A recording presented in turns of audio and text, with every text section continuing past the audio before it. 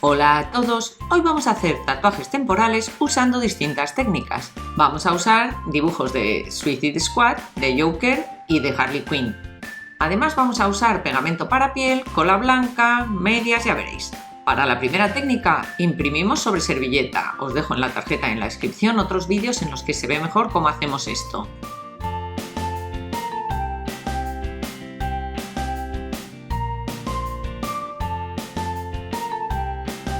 Ahora lo que hacemos es aplicarnos pegamento para piel, que puede ser este que venden en botecitos o puede ser el mismo que usamos para las pestañas postizas.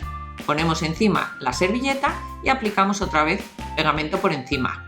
Como veis, queda transparente la parte de la servilleta y queda genial.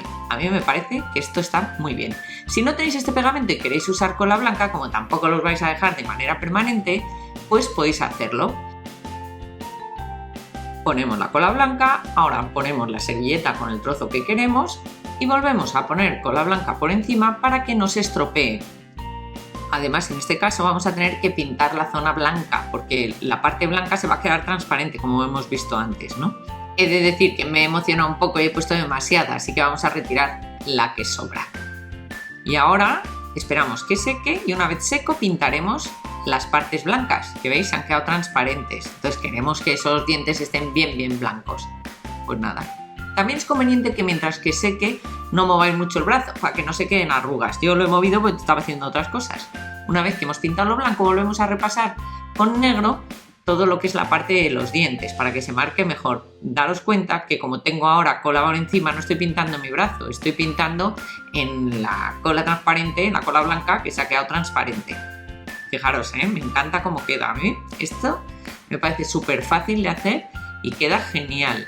Una vez que acabo, lo puedo limpiar perfectamente metiéndome en la ducha. Bueno, en este caso se corre un poco la pintura blanca porque no había dejado que se secara. O humedeciéndolo por arriba y una vez que está humedecida la servilleta, la quitamos tal cual.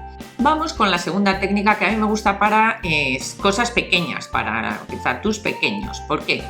Lo que podemos hacer es poner pegamento celo en un papel y luego imprimir o hacer lo que estamos haciendo ahora. Primero imprimimos lo que queremos y después vamos a poner el rotulador por encima para calcárnoslo en el brazo. Me explico. Cogemos un rotulador que no sea permanente, pero que sí que suelte bastante tinta y marcamos por encima de lo que queremos. Yo lo he marcado 2 veces, entonces ahora me lo pongo directamente en mi brazo. Hay que tener cuidado para apretar bien y no moverlo. Y veis, se queda, pero se queda flojito. Y además no me he dado cuenta de ponerlo tipo mirror y no se ha quedado bien. Entonces voy a darle la vuelta a la hoja y voy a hacer lo mismo porque más o menos se transparenta lo que quiero. Lo voy a poner en la dirección que necesito. Solo le he dado una capa de pintura, vuelvo a ponérmelo y cuando lo despego, veis como solo le he dado una capa de rotulador, se ha quedado más clarito que el primero. En cualquier caso, en los dos, lo que tengo que hacer es volverlo a repasar.